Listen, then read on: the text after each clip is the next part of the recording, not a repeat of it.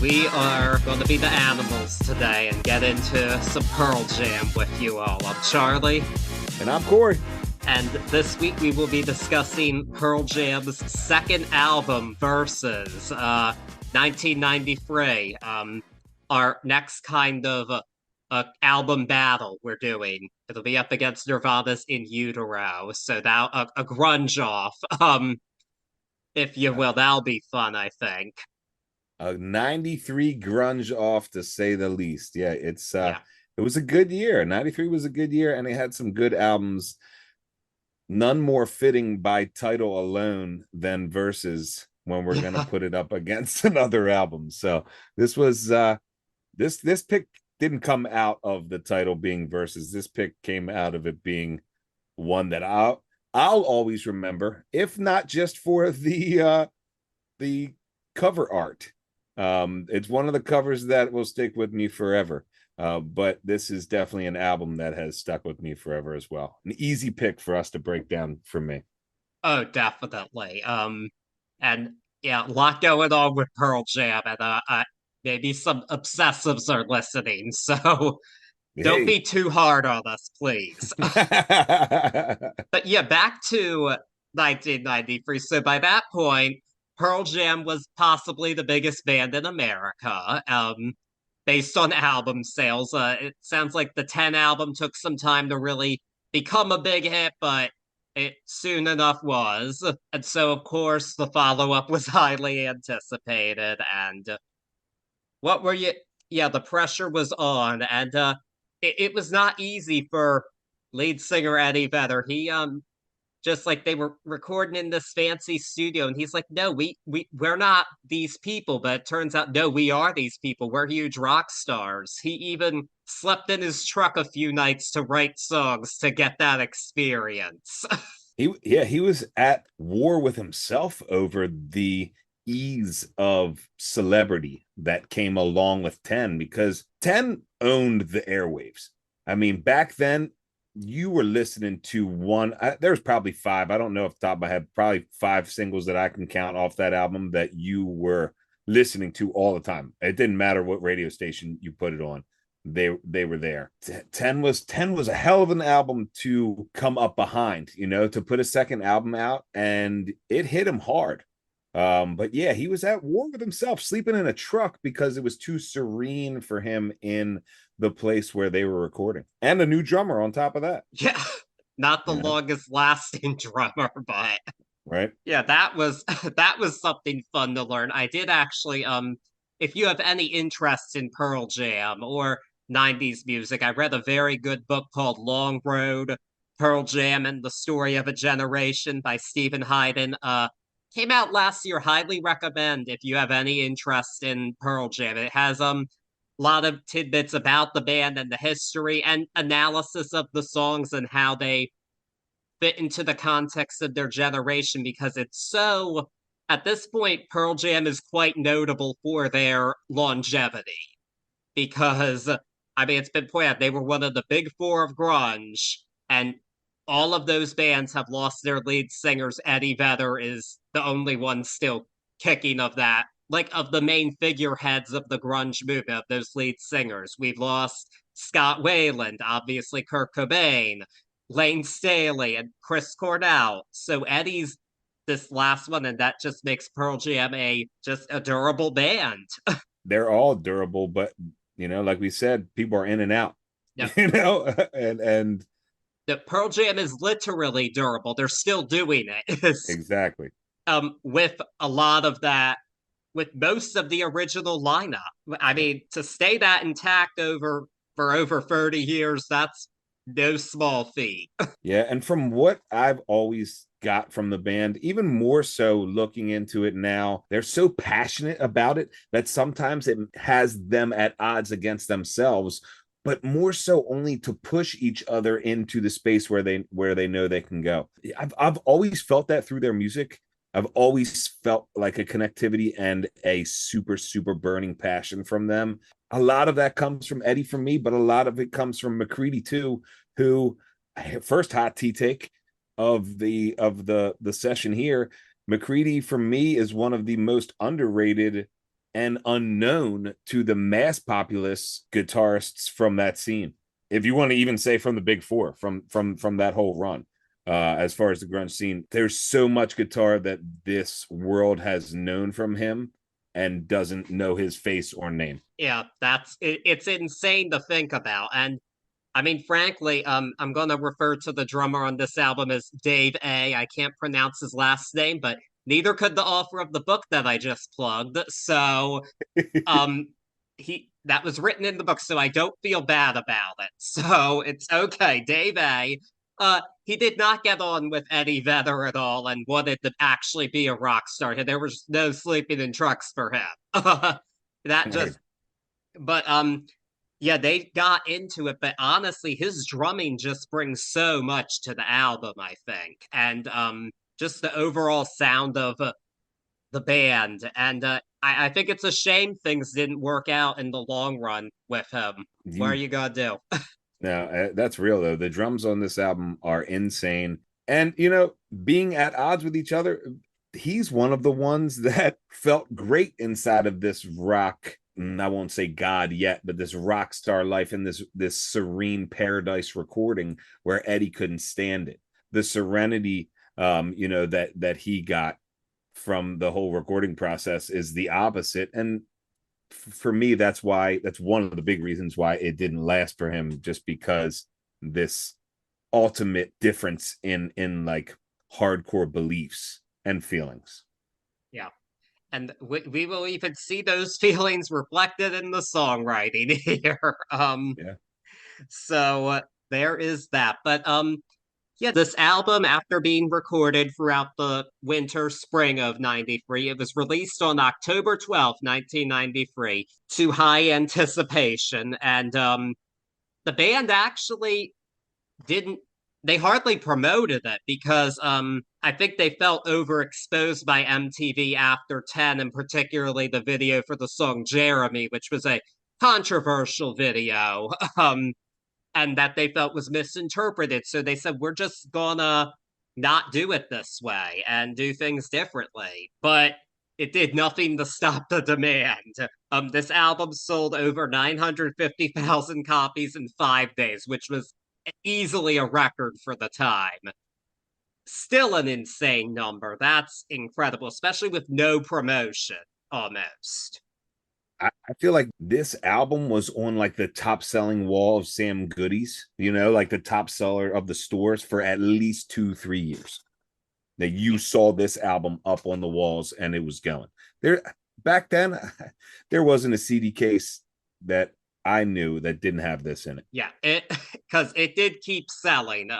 It's now gone 7 times platinum in the US, which not as high as 10. That's gone 13 times platinum now, which is really insane, but that's still a huge number. And Yeah. um, I mean, yeah, there's no taking that away. The demand was there. People wanted to hear this. And yeah, primarily an American phenomenon, but it did okay overseas too. Have you ever got a chance to listen to 10? Not all the way through. I know the big hits, of course, but Which is a lot of the album, in my opinion. A lot of their big ones that stuck with the populace, resonated from 10. But this one, it's crazy to hear that it doesn't have the numbers that 10 did, because I feel like this was way more in our face than 10 was. Not in, you're right, not in a commercial standpoint, but it was everywhere. Like everybody was listening to this album.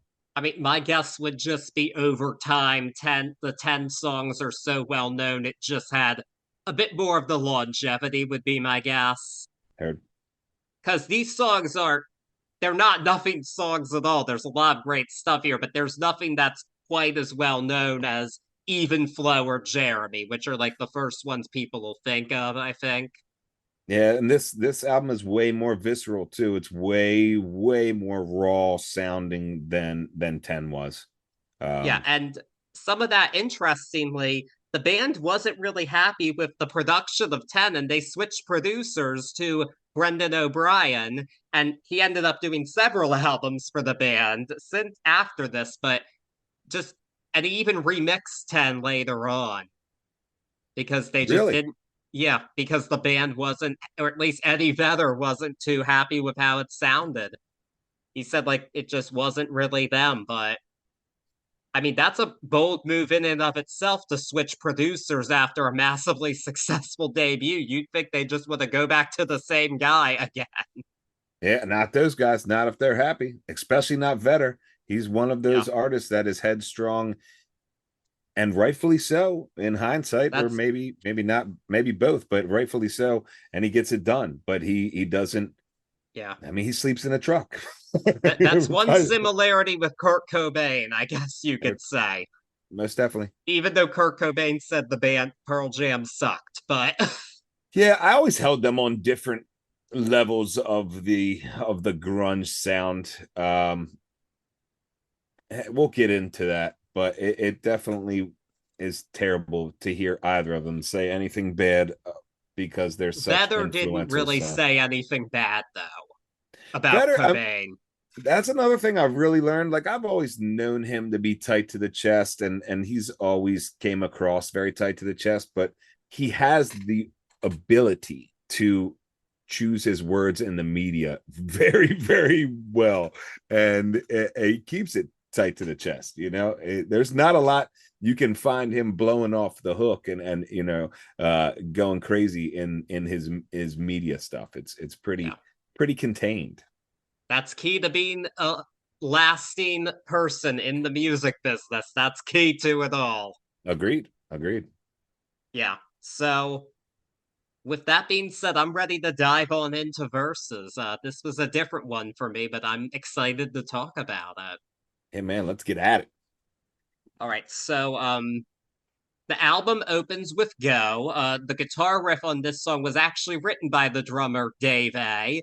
Um, I take this as kind of a breakup song of sorts. Other than that, I'm just not entirely sure what it's exactly about, but I also kind of don't care because I think this is an awesome opener. It's just that great high energy raw sound to let us know what we're in for. And I mean, yeah, the riff is killer. That is the highlight of the song. So hats off to Dave for that. You made your mark in Pearl Jam even if you didn't last for Nerd. too much longer after this. But um, and just hearing this, I just thought, like I feel like they really wrote a lot of these songs, like thinking of their concert. Like these are songs what will go over well live. And this is one that so would. I just think this would be an incredible concert opener. Yeah. Yes.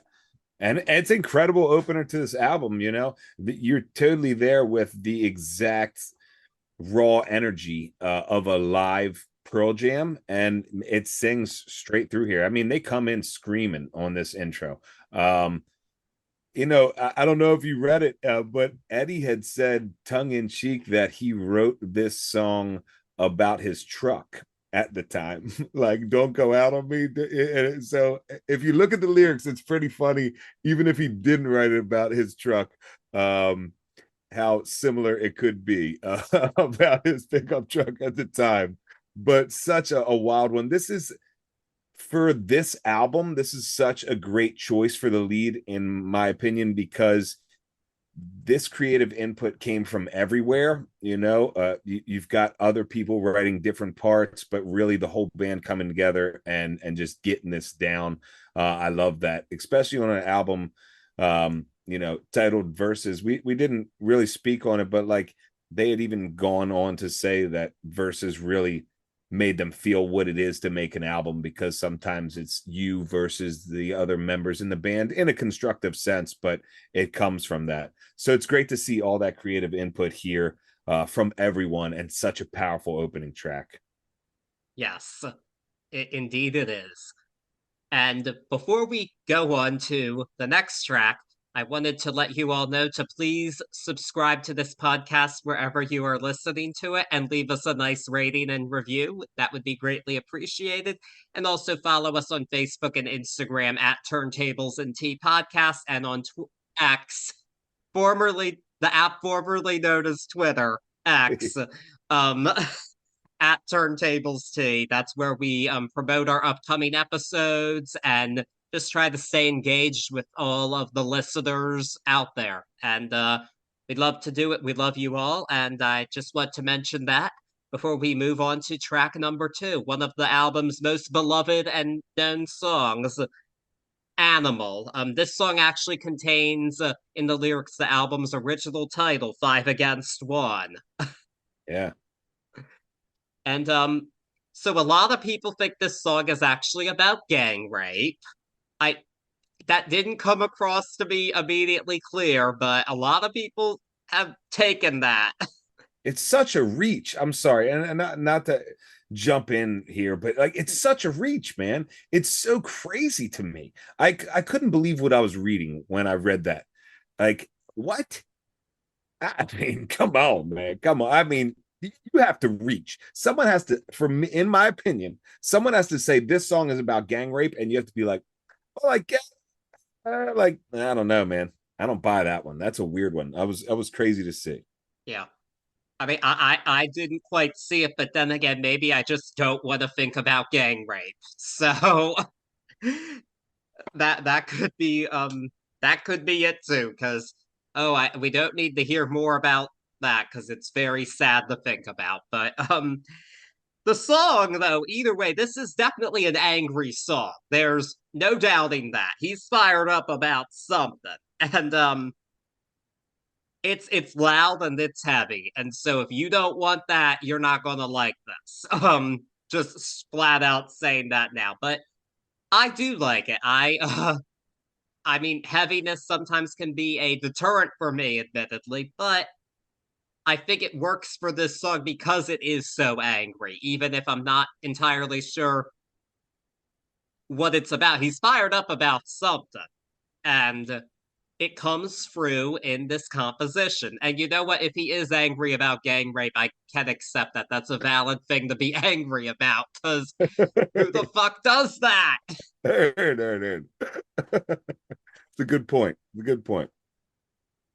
Yeah, man. The anger is definitely there. I'm right with you. In fact, I'm paraphrasing, but Eddie had come forth and said, "I don't want to talk about what the anger's about."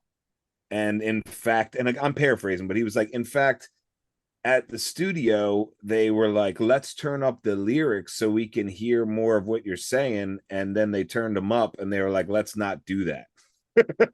So that anger resonates and is true regardless. Regardless of what it's about. For me, this one keeps that beautiful intensity going in here, but we start to get an open look at the band. And for me, it really starts at 153 where this solo starts to go. And the solo is it's so solid. But I hope you can follow me and feel me on this. Like this solo it's not like a screaming solo. It's not like a raging solo in your face. It starts and it sort of talks normal to you, and it doesn't go up and down scales as fast as, like a Van Halen solo or something. But when it joins the rest of the pieces after it's done this normal talking is when it starts to shred, like I was saying, up and down these scales in a very screaming manner. And I love that. I love that when it comes back to the band, it really takes off.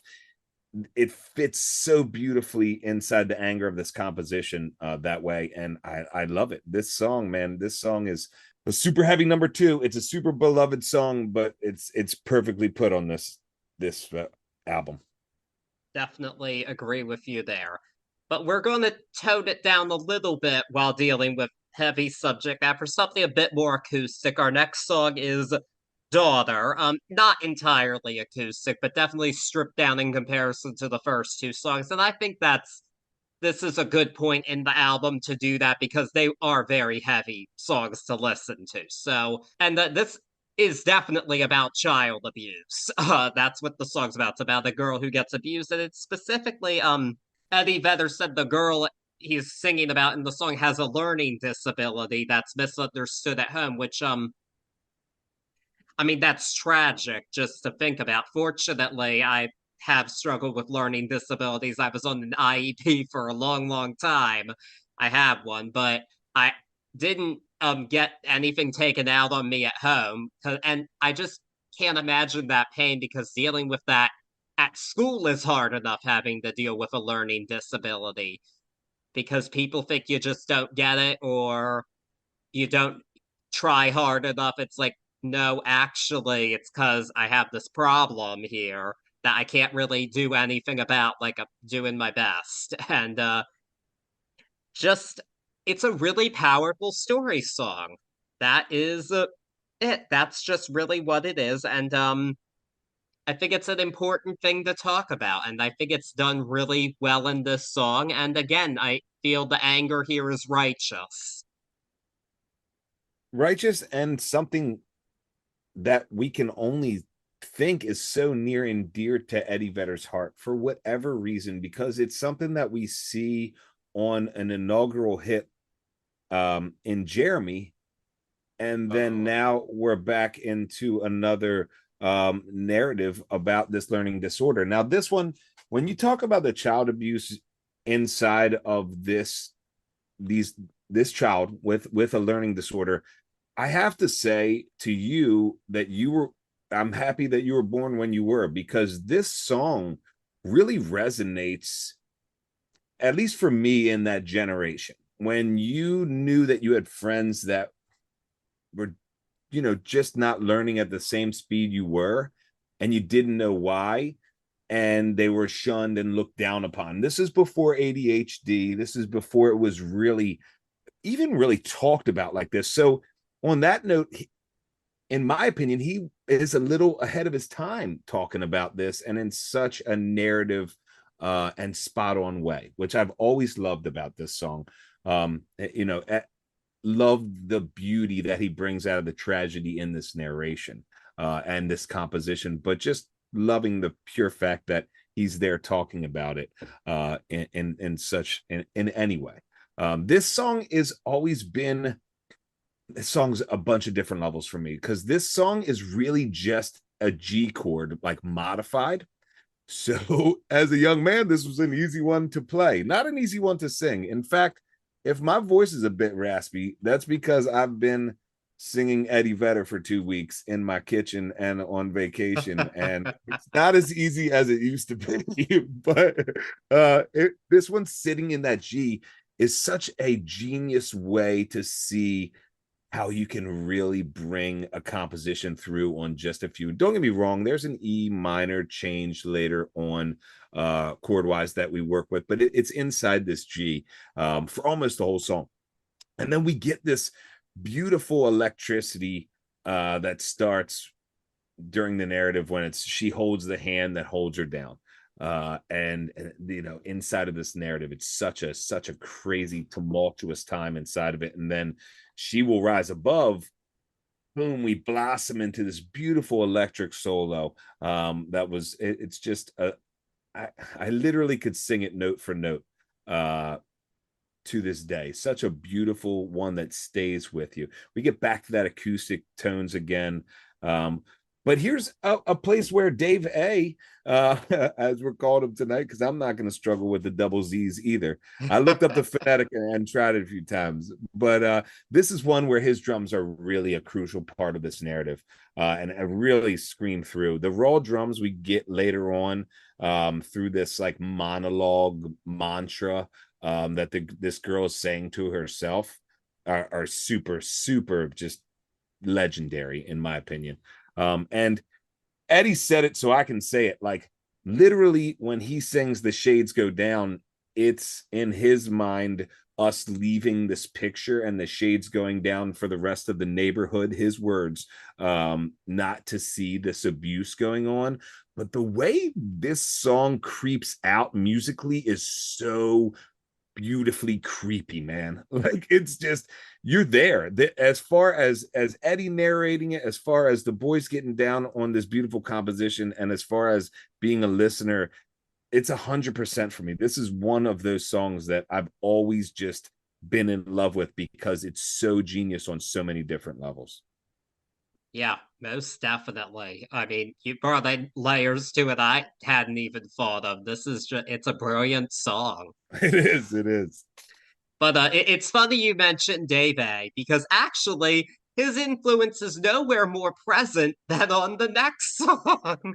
Heard. which is Glorified G. This song in particular was highlighted in the book I mentioned earlier. So one day Dave A came in and told Eddie Vedder that he had bought two guns recently. And Eddie Vedder, of course, was anti-gun. Not on that. It started a debate within the band about guns, always a heavy topic, that's for sure. And Stephen Hayden points out in the book, like, really, Eddie Vedder's making fun of his bandmate with this song. Because he's saying like this, it's so silly, like it's just a glorified version of a pellet gun. Yep. The lyrics in this song are actually, and this is another one from Eddie. This is him just jotting down what the band's saying while he listens to this debate and making a wild song out of it. Craziness. Yeah, and it does seem that this is not the most beloved song on the album. There are people who do not like it. I mean, and it is not subtle in any way. It's very clear. And if you're pro guns in any way, you're probably not going to love this song because its point of view is very clear. However, I like it. And politics, social issues notwithstanding, I think it's a really good rock song. And I think it's got that great sing along hook to it that just a great arena rock song is made of. This is the bones of that. And that alone makes the song a winner for me. And heavy handed or not, this is still a topic that people are discussing all of the time. Um, whether or not we should be having guns or not. And I mean, and we still, I mean, locally, I'm still hearing about shootings all the time. It's really sad to hear that. But I mean, just for me, having seen some local headlines recently, it just made the song hit harder for me. It's like what he's talking about still hits 30 years later. And that, I mean, that in and of itself is timeless, even if you find the song's messaging heavy handed. And he's still very vocal about that. And he still is, doing his part on that. And I can't believe that if you've known Eddie Vedder for 2 minutes or if you've known Eddie Vedder for 200 years, I can't believe it's a topic that you wanted to bring up and didn't think it wasn't going to be a debate. For someone, he's quoted as saying, the drummer's quoted as saying, I bought a gun. And Eddie says, you bought a gun? He said, well, in fact, I bought two guns. And that's where this debate starts. It's a baited way to start a conversation with Eddie Vedder, in my opinion. But whether you're pro gun or not, if you're pro Pearl Jam at this point in time, or especially in my case, this riff right off the cut was crazy. Like, we get this sort of like country rock riff almost that starts off this song. It's really, for me, reminiscent of like some 80s rock pop sounds, but it's this wild just mashup of this like country riff meets Eddie Vedder's riff, and then it all falls together, in long story short, into what becomes a very beautiful song. And I've always equated the quirkiness of this song, I'll use the word quirky here, to be just another layer of Eddie's tongue-in-cheek glorified version of a pellet gun. So I like how that the music, the composition here mimics that tongue-in-cheekness of what Eddie Vedder's saying in this song. Oh yeah, so good. And I just want to sing along to this with a crowd of people. So anybody who has any access to Pearl Jam, please, two requests. Have them come to Baltimore next year and include Glorified G on the set list. There you go. I want to see Pearl Jam at Camden Yards. I think that would be amazing. That would be amazing. That would be amazing. So badly. I told Charlie before we started, but I'll say it again. There's one time in life where I've never been so sad to miss a concert. I had a chance, or I didn't really have a chance. It was a last minute ditch effort because I was terrible at planning back then. But long story short, the Pearls toured with the Pearls. Pearl Jam toured with the Rolling Stones in 97, and they came to Philly, and I couldn't find anybody. I'm talking about anybody to go. And definitely one that will be missed forever. But hopefully I'll get to see him one day. Yes, definitely. Please, sooner rather than later, because Heard. they neglected the East Coast a bit this year, Pearl Jam, Come on, boys.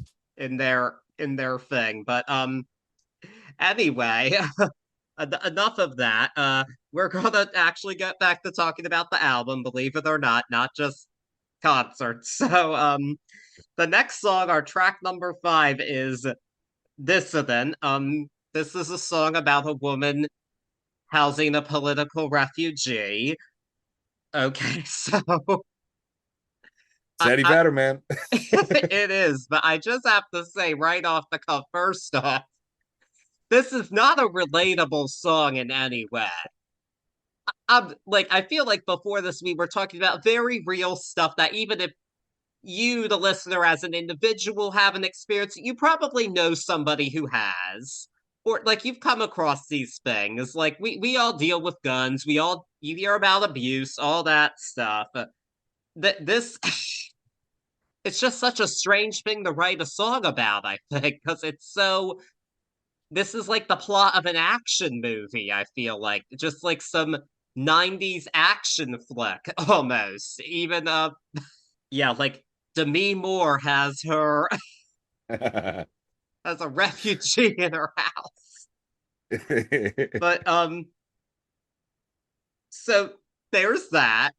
I do think it is a well-written song. And it's a sad story. The woman turns the refugee in and then feels really bad about it. Which yeah, I would imagine that's pretty sad. I don't know how you were housing the refugee in the first place, but okay. I have to say, most of all on this one, it's not one of my favorites here because of that lack of relatability. I think it's a bit too off the wall in comparison to other songs here, but I will give them credit for doing something different. It's definitely different. It is definitely different. It is definitely a character driven piece.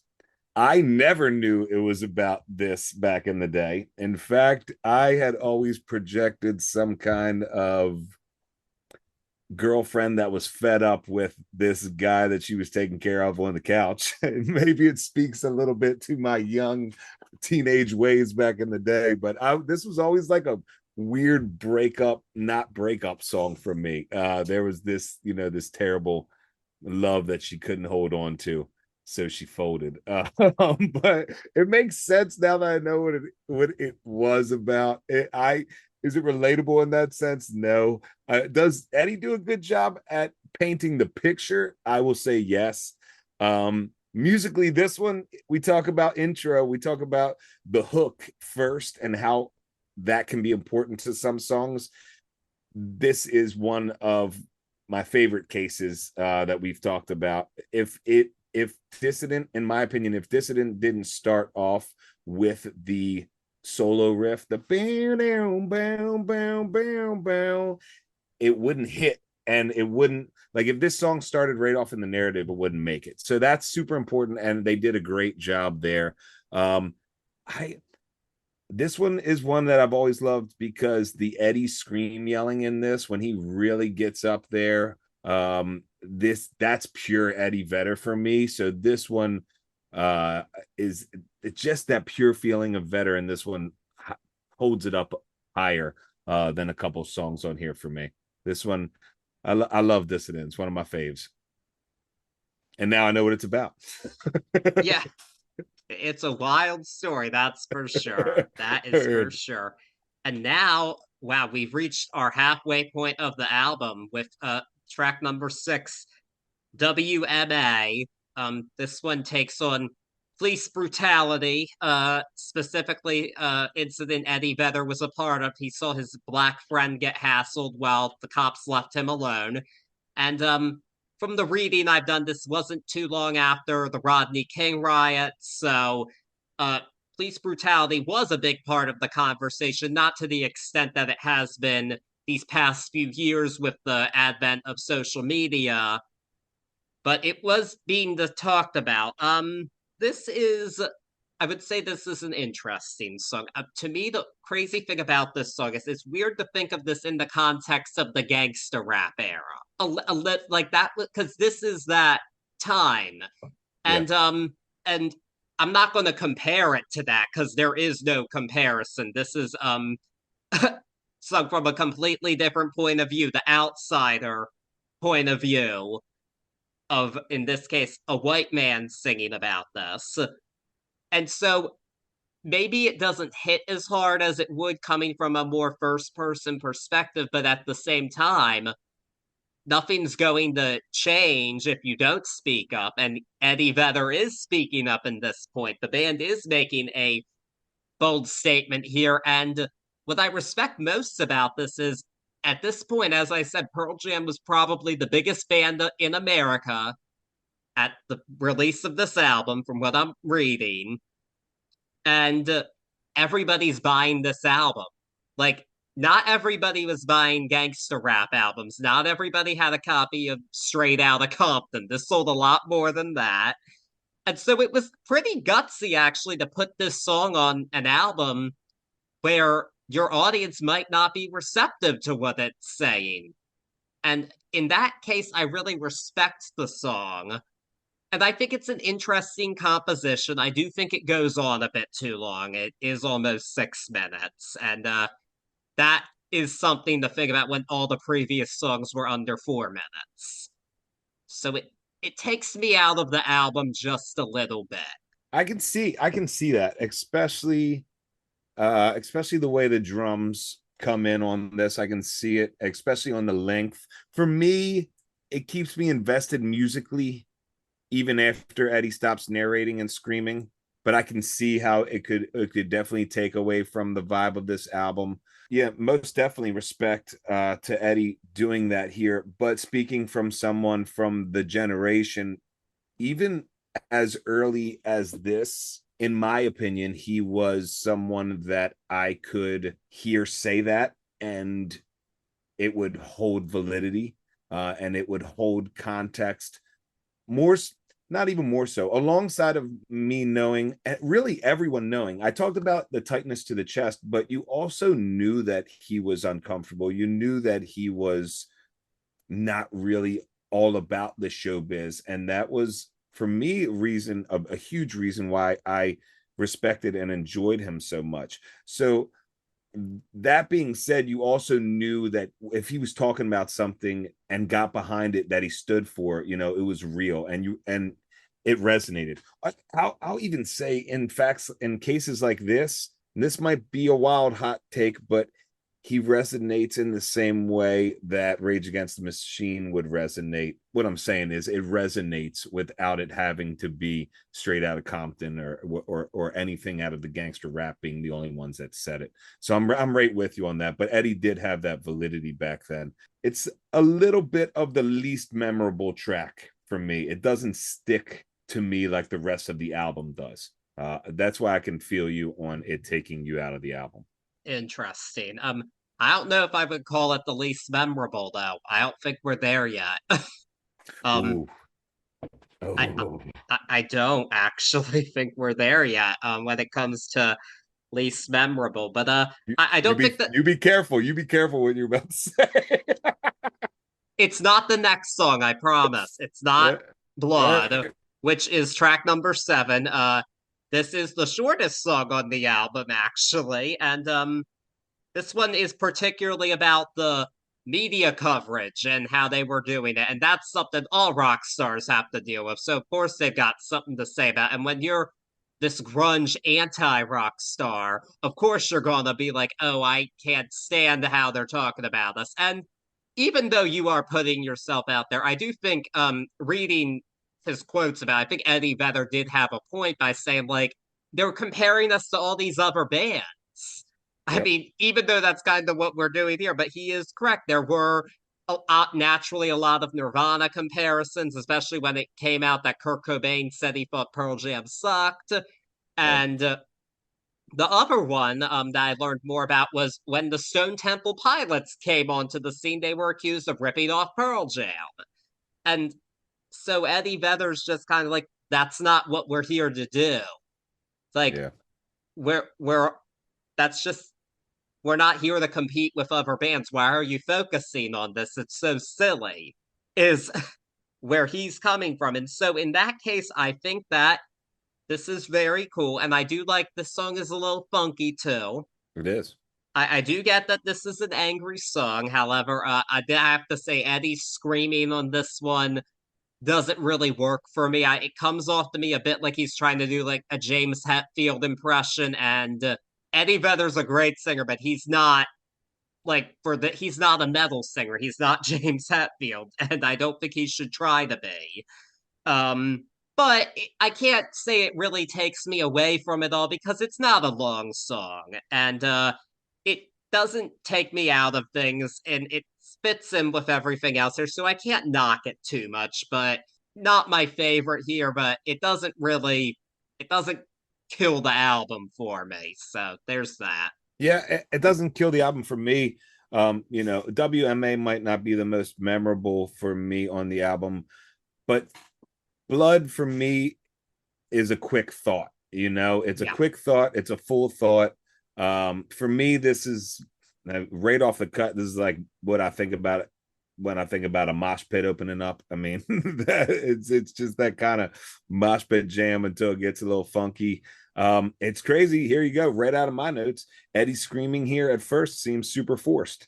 That early on screaming in this track for me, and I love his screaming or his scream singing in most parts, especially when it's a guttural. This one wasn't really a guttural one for me. Even back then, it seemed like it almost didn't fit. Even when he holds that scream out and then transitions straight to that soft singing, it just doesn't seem to be exactly what I think of when I think of him. So this is my least favorite on the album. It always has been.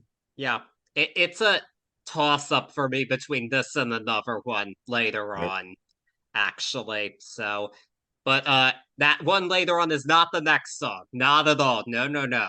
I will not slander rear view mirror. Never ever. This one, yes. So this is it's a song about driving away from it all. You kind of get that from the title. Rear view mirror, all one word, which is cool. I just I think this song is the most autobiographical song on the album, definitely. I think it really reflects where Vedder was in his headspace about being thrust into this new rock star role, um, kind of overnight, very quickly, with his first album from his band. And it really does have that driving sound and feel to it. And I really enjoy that. This is just a really solid rock song. And I was not surprised to learn this is a live favorite and their greatest hits album was named after it, which is an apt title for it. But more than anything, even though it's autobiographical, it's also real. I think everybody can relate to this song. It's not just speaking to rock stars or ladies holding refugees in their hats. Yeah, that's true. I'll be honest. Back in the day, I always hated the opening riff of the song. I always hated it. I always felt like it was too poppy. Maybe it was my grunge tastes back then, but like straight up honesty, I used to skip this song early on. And I'll probably say the first three times I listened to this album, I skipped this song about a minute in each time back in the day. I learned to love this song throughout. It's a beautiful, beautiful piece that musically goes way different than I thought it would right off the cut. The young me didn't, I guess, have time to listen, but I love this song. I love the way it comes together. I was so happy to find through the research of Eddie saying that he's always thought this song sounded too poppy. Or he didn't use the word poppy. I won't even, because I'm paraphrasing, but it was something along the lines where he felt it was too, in a paraphrasing way, he felt it was like too commercial or too easy of a song. But I love this song. It has resonated since the time I learned to love it. You know, I didn't give it a chance at first because of that opening poppy riff, but I've come to love that one. Yeah. It is more mainstream sounding than other songs here, but when it's this well done, I can't complain. I don't feel like this is the machine at work or something telling them make a hit. Like, Agreed. well, they didn't need to. They were going to sell a butt ton of albums anyway, so it didn't even matter. In fact, it didn't matter enough wait for them to put a song as interesting as the next one on this album, which is Rats. And yes, this song is literally about rats. It even mentions Ben that Michael Jackson sang about as a kid. The metaphor is that rats are, or what, I don't know, I'm probably using that word, but it's that rats don't do things like humans. They're not gonna like step on each other's toes or whatever. Uh I mean, this is a silly song, I think. Let's be real. It's okay to have some of it. I think of this, it doesn't take me out of the album sonically, but I think this is like a filler B-side track. This is a silly B-side. It's not an album track. But at the same time, I have to say, I can't say it's my least favorite here because it is memorable. You're not going to forget that you just listened to Eddie Vedder singing about rats. um, but like also, maybe it's just me. I just don't like to think about rats because they're pretty gross. So Yeah, well, the grossness of rats for me is what makes this song awesome. And that sounds crazy at first, but hopefully I can get you on board by the end of this thought. This song has never really done anything for me musically. I will say that it doesn't take me out of the album sonically, but I've always had a soft spot for this song because this is the counterpoint being done tongue in cheek by Eddie Vedder. So, and I love the fact that at the end of this narrative, that he's talking to Ben like it's him and Ben going to join these rats. So this is Eddie Vedder talking straight up sarcastically through this whole song and being like, rats don't step on each other's toes. Rats don't shit where they're supposed to shit. You know, rats do this, rats do that. All of it sarcastically and being like, come on, Ben, let's go join the rats, which is, you know, the total opposite of what Eddie Vedder believes in. That this one always made me laugh thinking about him and knowing, even at a young age, knowing how he felt about his rock starness. This one was a good laugh. You're right, it is a silly track, but for me, it's super silly because it's this ultimate sarcastic rant by him. Like, come on, Ben, let's go join the rats. I always love that. The oh, beauty of rats. rats. Oh, rats. What are we? I just hope that the rats don't live in the home of the character in our next song. Elderly woman behind the counter in the small town. Easily the longest title on the album. But uh, yeah, it explains itself. It's about an elderly woman behind the counter in a small town. She's just kind of working in her small town, and Eddie Vedder said really interesting. He said small towns really fascinated him because there's people who they either want to stay forever so they can feel like they're on top of something, or they just want to get out as soon as they can. And there's also just people who end up stuck there. And this one is really referencing that idea of a woman stuck in a small town. Like she's working her kind of dead end job, I guess is what you're saying, like behind the counter. And she sees her old flame who's moved on to other things and realizes who it is, but doesn't say anything because he's gone on to bigger and better things. She's was by that point too embarrassed to say hello, which is really heartbreaking if you think about it. This is a really poignant song, and it's the true acoustic ballad of the album. I've seen Daughter described as an acoustic song. It's not. It's still a rock song. This is an acoustic song, and but it's really a beautifully done piece, and it fits in with the whole ethos of this album. It just, because we're telling these stories and commenting on society, this does fit in with that. And it's another character song, much like Dissident or Daughter. So is it my favorite here? No, but I do like it. I'll breathe a breath of ease because for some reason I thought you were going to say this was your least favorite on the, No. and this is a highly, this song has been a special song to me for forever. I don't know what it is. I knew at a young age it spoke to, like, if people listen to us, they know we're from Baltimore. There is a, even though it might look like a giant city, there's a small townness about it. We call it Smaltimore all the time. We encounter these people, we encounter these, even in the sound, I mean, even in the music business through, Baltimore, there's people that get stuck. It's that small townness, and that always resonated here.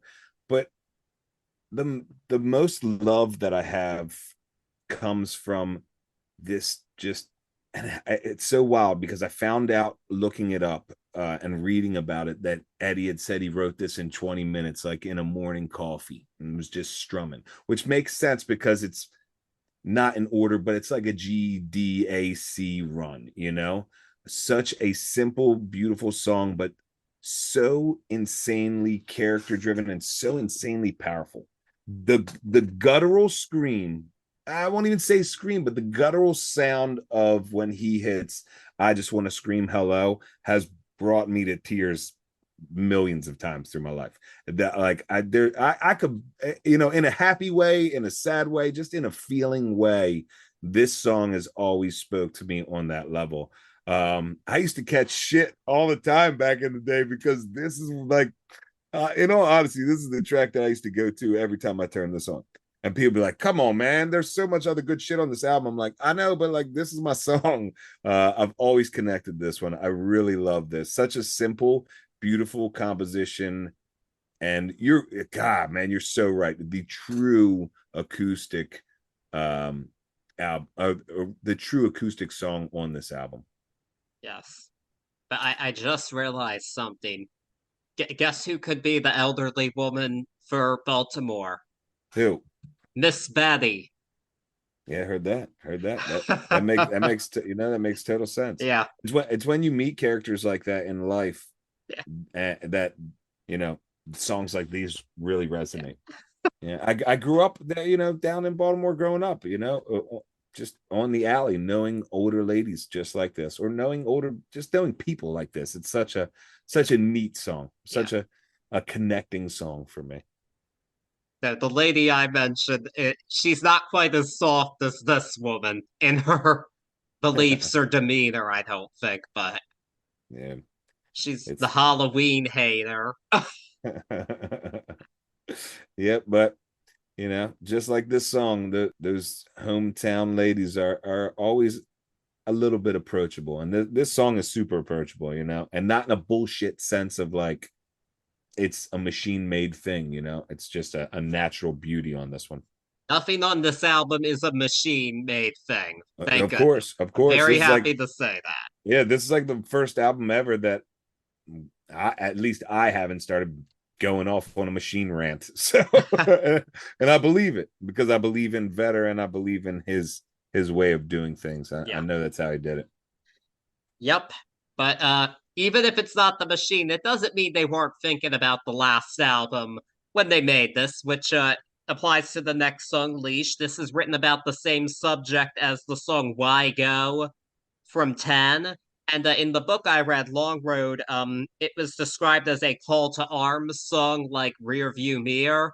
Uh, I'm, I guess I can kind of see it. This is the other one that's the toss up for least favorite for me, though. I just don't think it really adds anything new to the conversation for this album because here we're going on such a wide range of aspects of humanity. We're having conversations about when you're listening to this, and this doesn't add anything to that. And when I'm at the point when I'm expecting a new wrinkle to be added, because that's what you've set up on the album.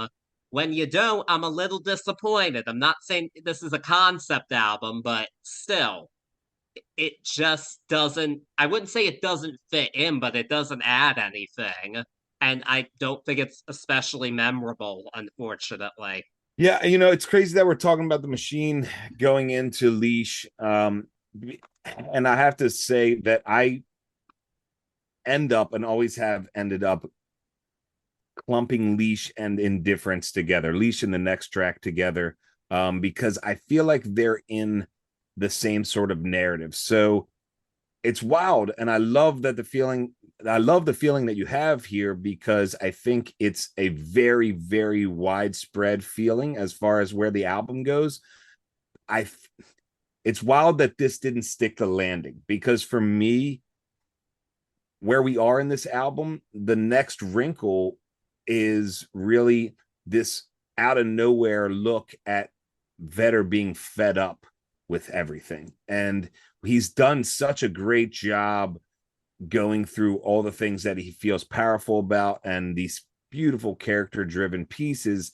And I feel like this one and the next one, but at least a little bit more, is this rebellious anthem of like, leave us alone and let us do what we do. Rather, if it was made for the generation or if it was made for his own, inside of his own heart, I'm not sure, but it can be taken both ways. I think that for me is the next wrinkle. But unfortunately, like you said, it doesn't necessarily sing out loud like the rest of the album does. So you really, I don't think I'm projecting, but I am reaching a bit as far as putting sense to these last two songs. Get what you're saying, but actually, I'm thinking we'll be on different pages maybe for the next, which is our closing track, which is Indifference. This I could see how they go together, but this is a slow closer, and Eddie Vedder said that it was about doing things for others to make their lives better, Oh, even if it means going through hell for yourself. And first up, I think that's a wonderful thing to write about. It's an important thing that comes up. I know it's something I've thought of a lot. Like I feel like, well, I'm doing all these things for like friends, but is it making me happy?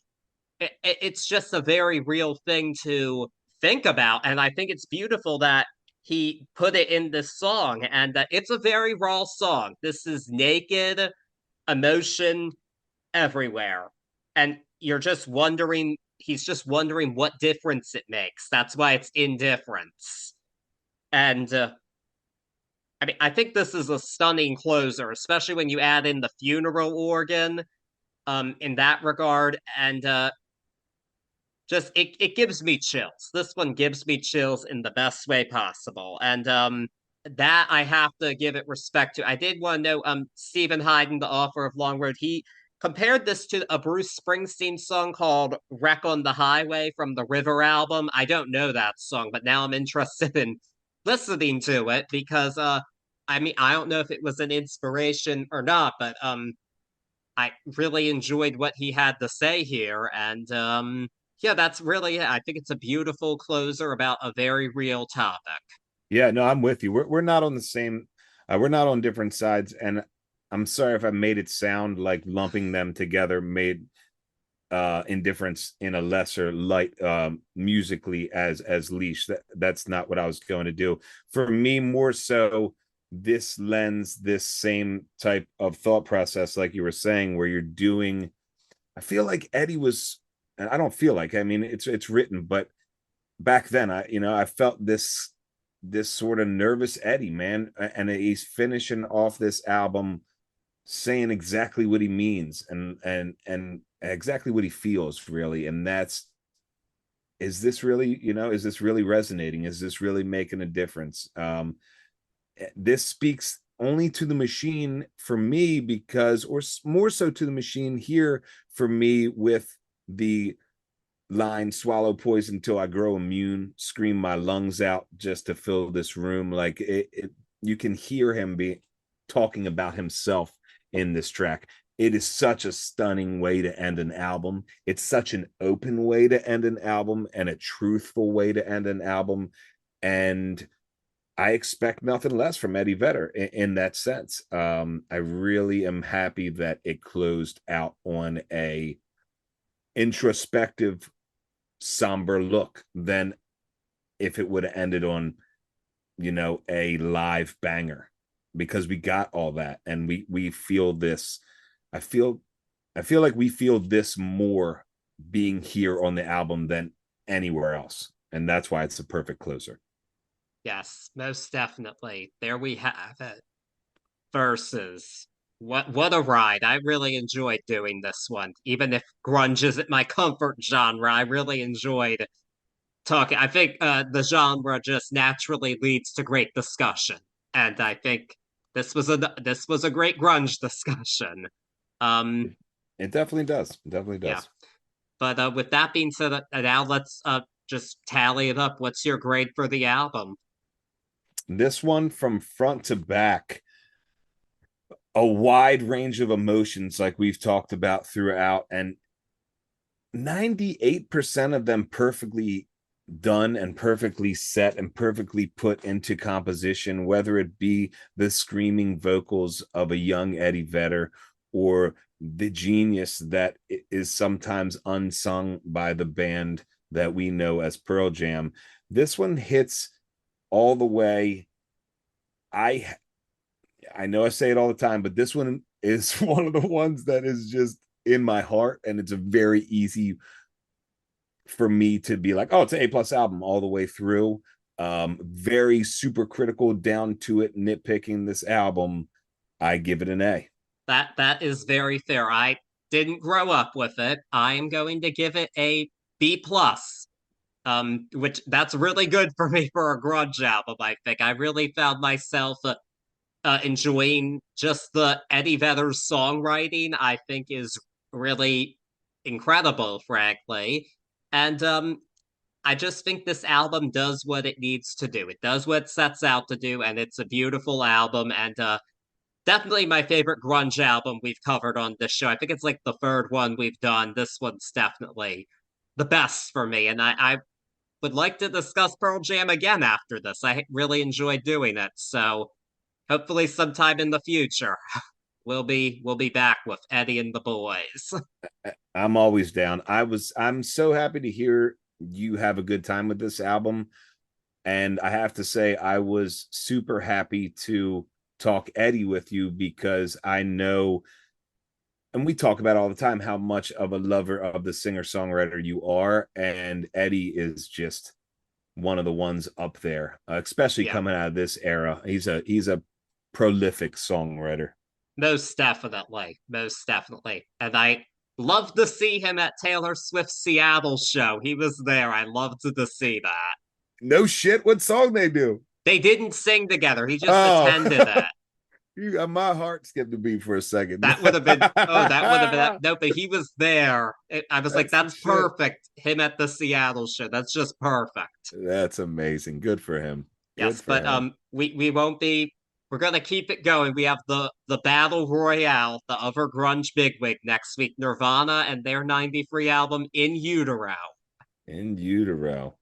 This one, I'll go out on a limb before we even get to next week, not even putting thoughts in your head, but we'll find a different Nirvana in this album. We will find a different sound, and 93 is a unique year for all these boys, but more so in the sound of In Utero. So I hope you have the same awesome time with In Utero that you did with Versus.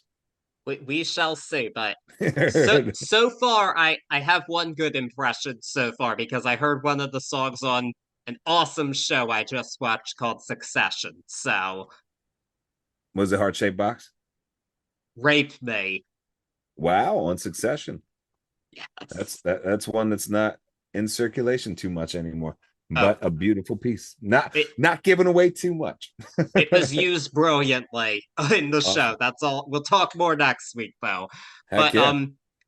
before we do the battle of these two albums, though, I have to reveal the results of the last battle we did. Oh yeah, I Yeah, want to hear him. Ray of Light versus the Velvet Rope. We got great engagement on this one. I was really happy to see so many people put in their opinion on this. Very happy to see that. But even with all those different opinions, it was not close. It was a blowout. Really? Yeah, in the margin of it was with 82% of the vote, the winner was Ray of Light. Yeah. Not they sided with us. So Yeah. there Ray we of Light. have it. It's a powerful album, man. It's a It powerful album. is. That's a tough one to go up against. If I was an album, I would be. If it was a March Madness and the championship was on the line as an album, I'd be shaking in my boots to go up against that. Yeah. Yeah. But there's plenty of albums that would be shaking in their boots up against Velvet Rope, I think, too. Of course, most definitely. Uh, so there we have it. I did want to reveal all of that. And just also, yes, stay tuned for next week. We didn't do favorite song. You're right, we didn't. What you got? Oh, it's a toss up. It's a toss up, but my heart's telling me glorified G. Nice, nice. For me, as much as I spoke on Elderly, and I love that song, for me, Daughter has always been the reigning champion of this album. It's my jam. Can't Don't go call me wrong with daughter. can't go wrong with daughter. Not at all. Guess what a wild ride. Thank you for listening, and until next time, don't stay in your heart-shaped box for too long because you gotta listen to our next episode. So, in the meantime, just hold on, and we'll be with you soon. Peace.